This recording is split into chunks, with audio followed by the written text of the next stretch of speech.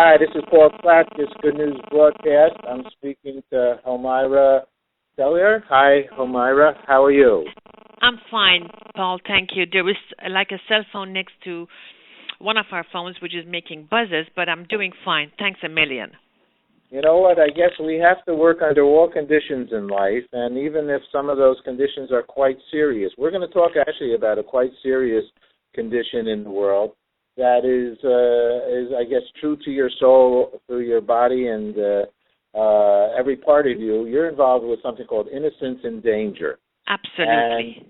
And Innocence in Danger, if I understand it, you want to protect children from sexual abuse and other kinds of things. And thank you. Yes. And tell us about the organization, how it got started, and how and what you guys are doing. Thank you, Paul. Innocence in Danger is actually, as you say rightly, an international movement which was born on January 99 to protect children against any form of abuse, also sexual abuse, offline and online, so on internet and off internet. The reason why this or I would say movement was created is that back then, on 98, actually, there was a bust of what was then considered as the biggest cyber pedocriminal network, which was called the Wonderland Network, and it was busted through Operation Cathedral, which was a very big police undercover investigation, which actually involved 14 countries, as the network was international. The investigation took something like 2 years, and after 2 years there was the bust, which took place on June 1998, and a couple of months later there was a huge conference held at the headquarters of UNESCO in Paris, which I was invited to participate in simply because I was active in helping children in third world countries like India and Asia to pay their studies, thinking that by paying their studies they won't need to sell part of their bodies to be able to study and live and survive. I was then, like many other people, thinking that this awful crimes of sexual abuse and trafficking are only happening in third world countries. I was ignorant, as many people are. So when I was invited to the conference as a person who is active in this field, I discovered that unfortunately this is going on in every part of the world. This is a phenomenon which knows no religious, social, ethnic, nationality barriers. It goes on all over the world, and even in our countries, where I would say we have all the fallbacks on legislations, where we know that minors are not sex partners, etc., etc. But actually, somehow this has become a sex market of minors, and this sex market is fed like the market of narcotics by the demand. And the demand on sex with minors is being fed by the one coming from people of our countries. I mean, victims are all over the world. Victims are in India, in the U.S., in Mexico, in Africa, in Asia. But those who have the means to buy the victims for 1 or 2 days or a night or a dinner or whatever, or to even or longer, are basically those who are coming from not third world countries, not developing countries, even if those people over there may, through misery and ignorance and lack of, I would say, education, make it easy for a child to be bought by an English or American or French man.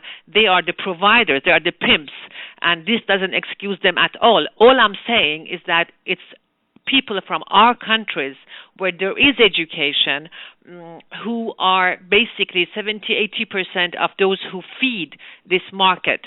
So Innocence in Danger was born in 1999 after the bust of this network and after UNESCO and UN published the information regarding this huge case on a conference which took, I think, 2 or 3 days. I was invited to speak at the conference as a member of the civil society who's been active on this field under my own name for my own reasons without having any organization around me. And I spoke then. After the conference, the general director of UNESCO asked me if I would accept to carry out the action plan of a worldwide movement called Innocence in Danger, which would regroup citizens, experts, journalists, investigators, police task force, etc., from around the world to protect children against exploitation and sexual abuse. To what I said yes, without knowing back then how big is the scale of the phenomenon. I worked with UNESCO for a year, but then I decided to separate from them because I realized during that year of very full and rich work with UN agencies that they would not go to court, that they would not go to prison, that they would not meet with the victims, and that a lot of the money we could raise would go to, I would say, would go to the infrastructure of the organizations more than to the work and projects itself. And what I wanted to do once I had met the victims, once I had heard their testimonies, I wanted to continue following them. I wanted to go to court with them and help them have access to justice, this and that. So after a year of wonderful work with UNESCO and UN agencies, I decided to separate from them and create Innocence in Danger as a non-for-profit NGO in various countries, but independent from all other organizations, because I did not want economical or political considerations to distance Innocence in Danger from its goal. You see, UNESCO cannot point out a country who is giving them a check of I don't know how many $100,000, even if they are not implementing the Child Rights Convention. It's difficult for UNESCO to name that country in a conference. These are things I wanted to do. I wanted to be true to what I was doing. I wanted to be true to the victims, and I wanted to be able to have the freedom to name those who don't implement the Child Rights Convention, those who through corruption or whatever other reason are failing to protect and defend kids.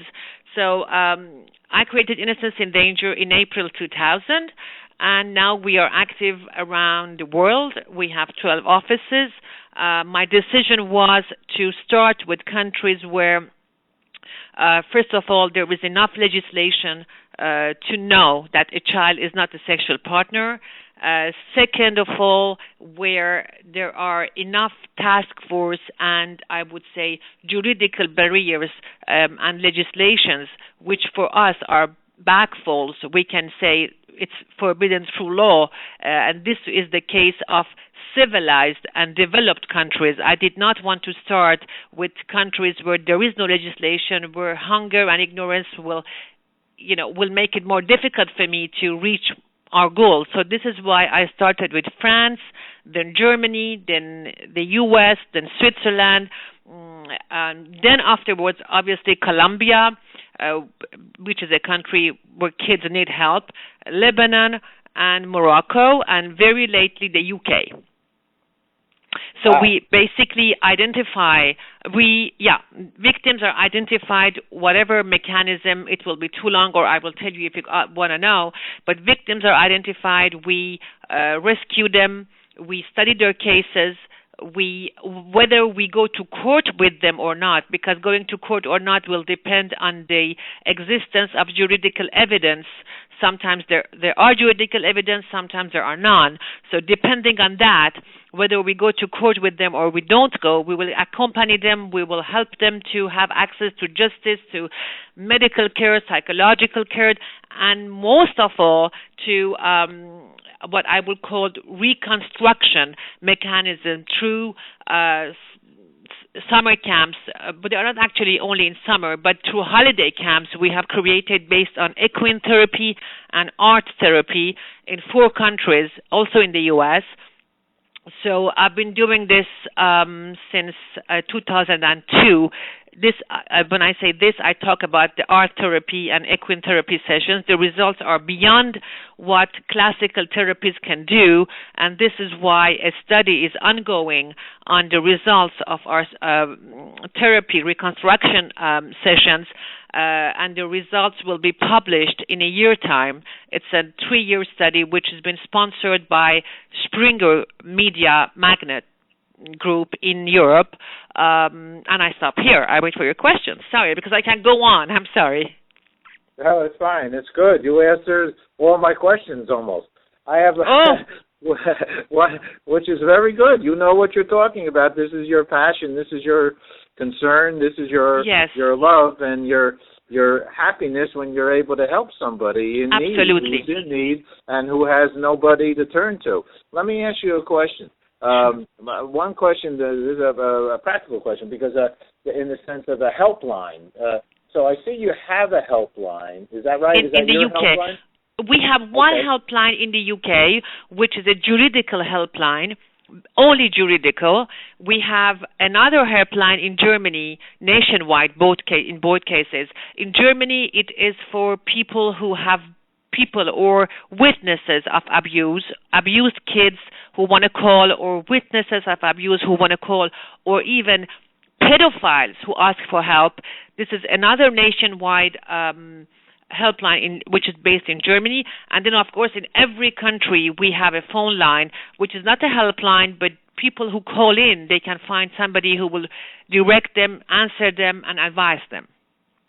You know, you helped me, I will say. You know, on your website, right, it's a very international website, right? Yes. And so it starts off, I think it was French to begin with, je comprends un petit peu. So, but then I was looking for the United States flag, and I didn't need to have the United States flag because you have the Great Britain. And then I translated everything into English. Well, we do have an office here who unfortunately has been a little bit inactive for a couple of years for 2 reasons. First of all, because the person who was our director moved from New York to LA and has undertaken a huge company of his own, and Mr. Kutaya. And I did not find anybody to be able to replace him, somebody I could trust, because it's a matter of trust for a lot in what we do. And because I lost my husband 4 years ago due to a cancer, I was unable myself to travel to the U.S. as I used to do before, 3-4 times a year, to keep it going here. We had summer camps in Vermont and in New Jersey for victims, which we could not hold for the last 2 years. So this is why you did not find anything under the U.S. flag, but this is why I'm here now, because I am going to mobilize a new team of people who will continue the great work we had started a couple of years ago. First of all, to be able to at least rescue and help and sponsor 10 to 20 kids in specific centers, and then we will see what else we will do. Beautiful. You know,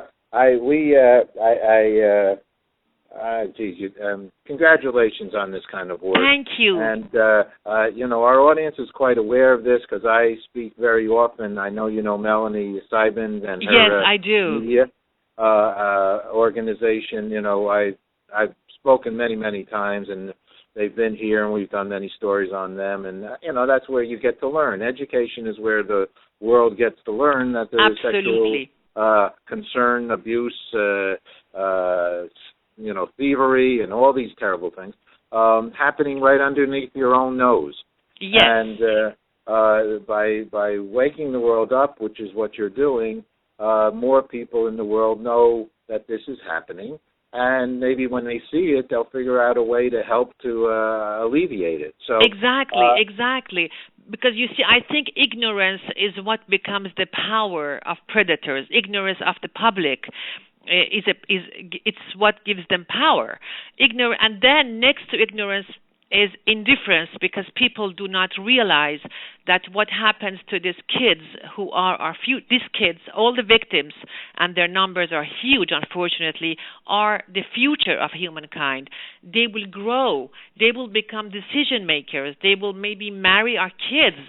So maybe I would say, even if somebody is not caring for child's right like I do, by simple egoism and by simple desire of comfort, we need to help victims. We need to recognize the phenomenon because this is a criminal activity which it won't stop because we want it to stop, but we can minimize it by being aware and by accepting to act upon it.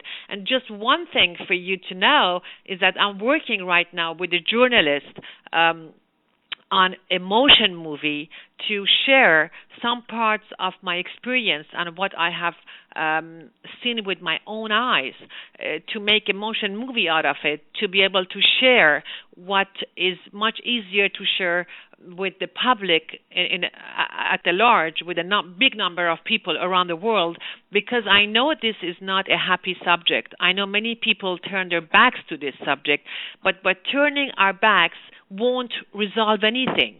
The problem will still be there. You know, we're doing this Peace Day party worldwide. All the countries of the world agreed to have a global truce as part of the UN International Day of Peace, September 21st.